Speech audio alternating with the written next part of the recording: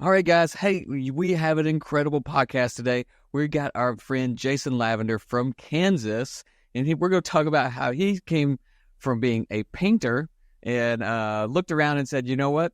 There's not a whole lot of old painters. And so he started investing in real estate, buying fix and flips. And we're going to talk about where that business has started and where he is today and how you can do the same thing. So, we're all about taking actionable steps to get real estate businesses started here at the Deal Finders Club. Stay tuned. Guys, welcome back to the Deal Finders podcast, and we have an incredible guest today. This guy's with us in another mastermind in a group that we are together where we're learning to do our business bigger and better.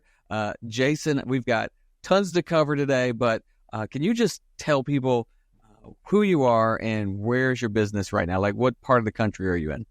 Yeah, thanks, Andrew. Yeah, happy to. So I'm Jason Lavender. I'm in the Wichita, Kansas market. So we're in flyover country. Yep. I've been in real estate since 2017. We are primarily a fix and flip operation, although we do wholesaling and with the end goal of, acquiring properties. So we build a portfolio, long and short-term portfolio, long-term rentals, Airbnbs. And just taking each day as it comes.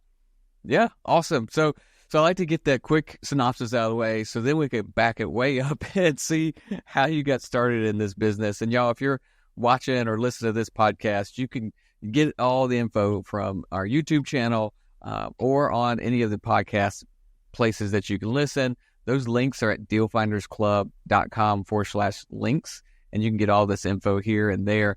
But let's dive in and just, Jason, tell me how in the world you got started in this crazy big industry of real estate. Yeah, that's the cool thing. Everybody's got their first story, their first deal. What was your tipping point and what got you into real estate? So, I don't know. It was my midlife crisis, I guess. I don't know. 42 years old. Previously I had a painting business. That was my gig for such a long time. Just right out of college, I went to a year of college and didn't work out for me. I was not a typical student. I went to play soccer. I loved that. And that was all I did. So after that, I actually started a painting company, and that was my rhythm my whole adult life. When I hit 42, I knew, I don't look around and see a whole lot of old painters. That's just not a thing. So I had to get off the ladder. And so 2017, I leveraged my skill set in painting and remodeling and jumped in and bought a flip house. I did about a month of research and I dove in. We bought that first house. I got a personal loan, these loans that you get in the credit card offers in the mail. In my market, that bought me a house. So we had a $35K personal Discover loan that got me, it was in my bank 3 days later. I had good credit. So and then I did all the work myself and, just continued to scale and learn. And we added, additions to our business and built out our team from there. All right. So Jason, yes. So you got started from being in and around real estate and decided maybe flipping was something you wanted to do. How did you actually find that deal way back then? Was that MLS or? So 2017, no, first deal I got was an online auction. It was called Xome.com. Yep. Xome. I don't know if they're still around and what markets they're in, but they're basically REO properties, so bank repossessions, and that's exactly what this was. There was a secret sauce I learned through those online auctions. They're not always as they appear. I won the bid 3 times, and before I actually got the property, title work was overseas. I mean, we were clear to close about 10 minutes before we were actually closing. It was not an ideal situation, but yeah, it was an REO property off of an online auction.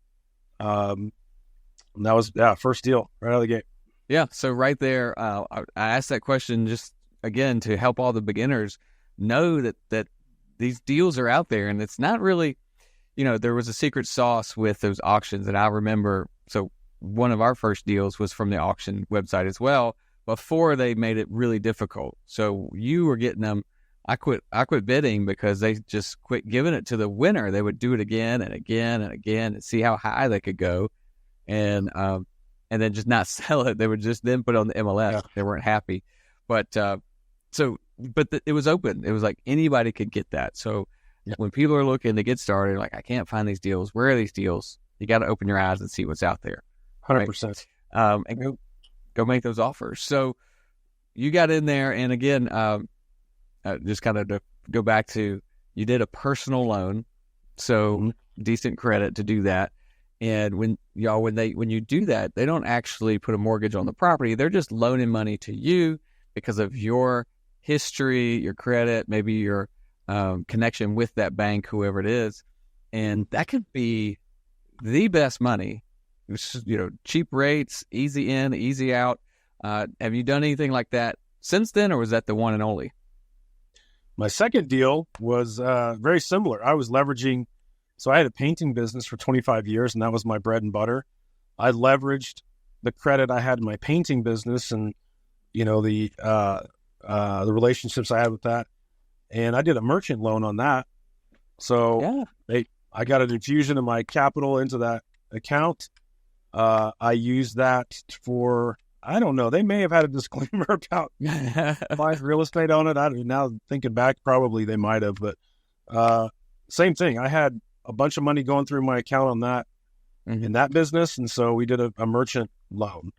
There are tons of ways. I know people that have gotten in with, bought with credit cards or stacked them, lines of credit, grandma and grandpa's money, private lenders is what we use now. But yeah, you just got to get creative and land that first deal, because that's oftentimes the hardest deal, but you got to get your foot in the door and fail forward. That's it. Yeah. So going back to our first deal, years ago, first rental house, but the first flip that my wife and I said, we're going to do this. We're going to become flippers. We're going to buy and renovate and sell so we can buy more rental houses. The very first one, we went and got a $30,000 personal loan from USAA because we were members and, I'd had them forever. They sent $30,000 right to our checking account. I was like, wow, that was way easier than I thought it would be. And then used another $30K from her 401k, which was a $60,000 purchase and rehab. And, we didn't make $1 million on it, right? But take that, make $30,000 profit, and sink that right into a burr property, and you're off and running. So it's very similar, interesting how we both kind of started the same way. But let's talk about where you are today. So that was 2017. You're still a fix and flipper, right? So what are you doing now? So yeah, from there, we failed forward, learned a lot. You either win or you learn, and I'm okay with either one. I continued to flip houses. In 2018, I joined a group and learned, a lot about wholesaling and how to work creative deals. And so where we're at now, we are still flipping at scale. I love it. That's one of the things I really enjoy. I love looking at old houses. I love figuring out design. I still walk properties. I'm not hands-on at all anymore. I dropped the tool belt after the third property. But we've also got a wholesaling business, and we've got a coaching business, and the long-term play is we're gobbling up rentals as well. And we've got Airbnbs, which most people think people don't come to Wichita, Kansas to vacation. But smaller units work great, and we have a lot around the hospitals and universities. We do really well with that, and so I like the Airbnb model. I'm not hands-on any of it. I wouldn't do it if I was managing them, but having a good team, good people in place makes all the difference. Yeah, I cannot agree more. So my old pastime before coming full-time in real estate was I was a general manager of hotels, working in the hotel business. And people, back then we were like fighting against Airbnb. We're like, oh, we don't want that. And I was like, when I got out of doing that and we had these rental properties and people were like, you want a short-term rental, Airbnb? I was like, absolutely not. I do not want to touch a daily rental or, 2-day rental. Thankfully, as the industry has grown and blossomed, there are management companies, like you said. So if that is, when we talk to people and we coach as well, we have our local meetups here in Columbia. When people come in, they're like, I really want to own short. Really want to be Airbnb. I want to do that. And then I start asking about, do you know what that means? And like, do you want to clean every day? Do you want to wash someone else's dishes and sheets every single day? Do you want to deal with their questions of how to, flush the toilet at midnight? And they look at me like, what do you mean? That's what it means to do the management. So I like the idea of owning them and the return.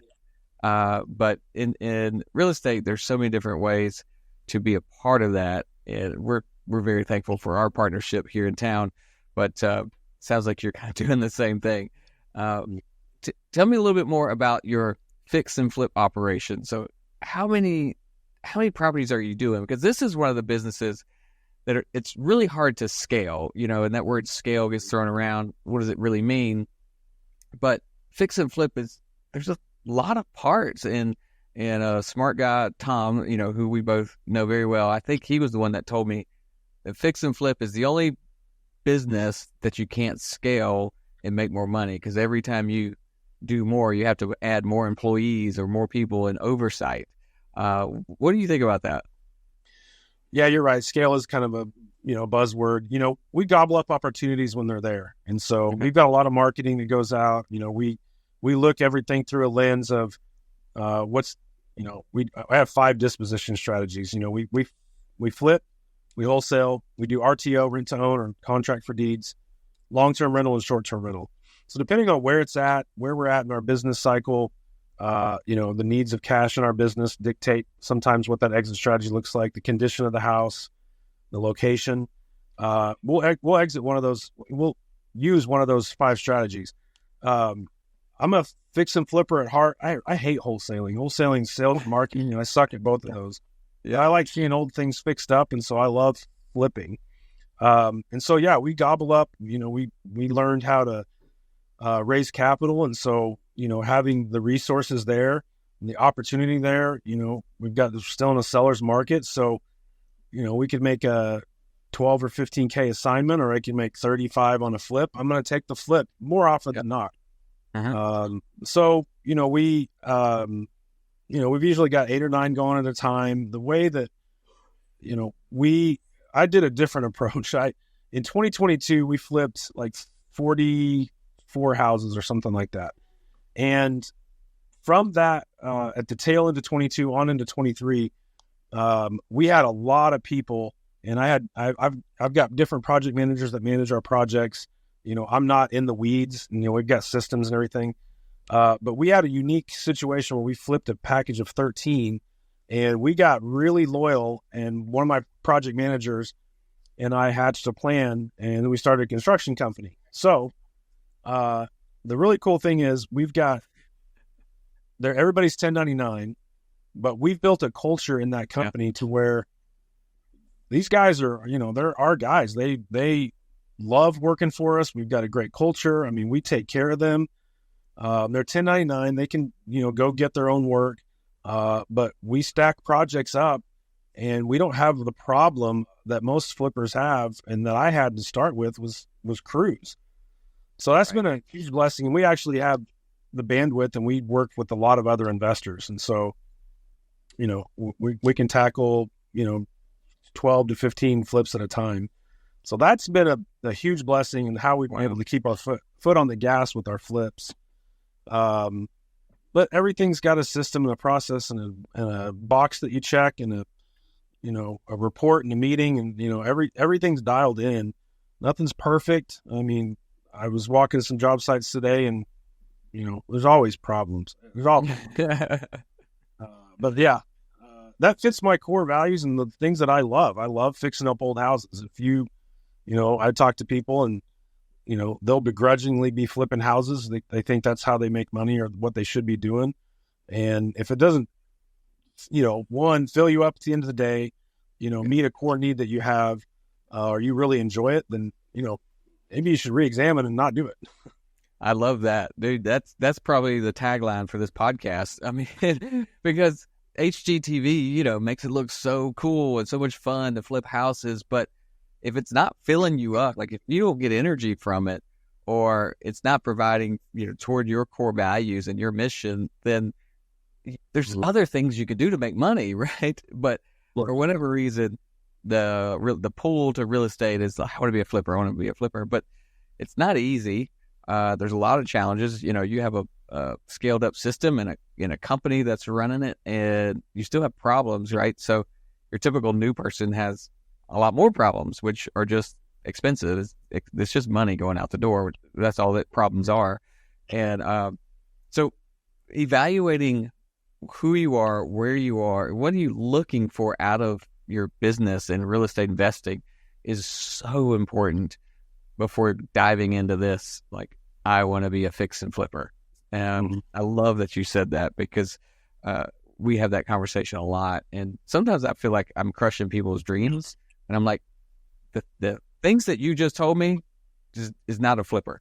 Like, if you don't want to get phone calls, if you don't want to deal with contractors, you don't want to have risk and have money out there, you just want to have your money, make money on a consistent basis, a 10% return every week. Like, you're probably not a fix and flipper. You have a different risk assessment there. So that's awesome. So tell me a little bit about your some of your local meetups, and I know you've got some for investors and some other things going on there. What are you doing over there in Kansas? So that was something I learned a long time ago, was just to be a good networker and to really take very seriously networking. So we started 5 years ago. I just call it it's a Facebook page. It's ICT Real Estate Investors. It's a great Facebook page. It's a community page. I put a lot of time and effort to make it quality. There's no spam, and just made it a great resource. So, fast forward 5 years, we do live events out of that. We do trainings and teachings. We have a monthly meetup. We've got a Pints and Properties that we do once a month as well. Just allowing the space for you're throwing the party and you're inviting everybody in, and guess what? There's goodwill there. I learned that to be a magnet. And so, that's what our meetups do. We are, strictly networking. I don't charge for any of that. We would charge for our trainings and things like that, but all our networking's free. The resources that we put into it and the time that we put into it, and it's an expense to me, but we've used it as a deal magnet. That's pretty intentional, very intentional, very significant. And then, from there, over the last 2 years or so, I've been mentoring and doing a coaching group, and we do live events. We've got one coming up, the Science of House Flipping. We're going to do a 1-day house flipping event. The ones we've done before, we pack it out, we put it together a curriculum, and we bring in speakers. And again, it's there to provide value. It usually kind of gives you a small appetite. You get a high level view of it in one day. But we've seen careers launched off of these events, and that's pretty, I love it, man. It's deeply fulfilling to me.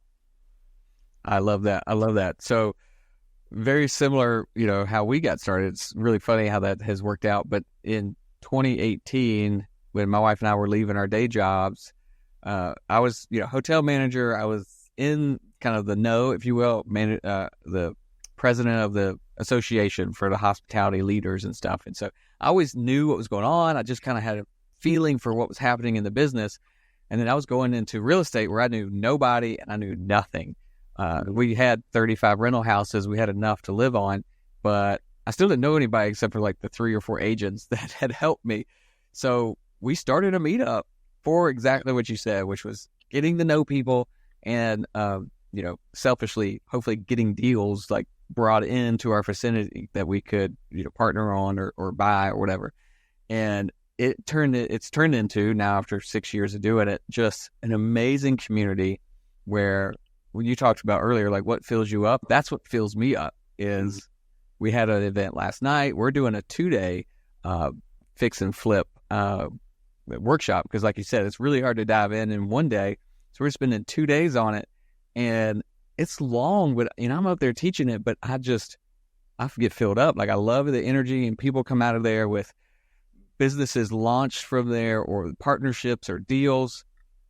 And it's just something about that community that there's nothing else like that. You know what I mean? There's just no word to describe it. And so That's what fills me up. That's what I enjoy the most now. Yeah. Real estate's fun, but that's where I get the joy. Everybody needs a tribe, a community of investors. We talk about this all the time.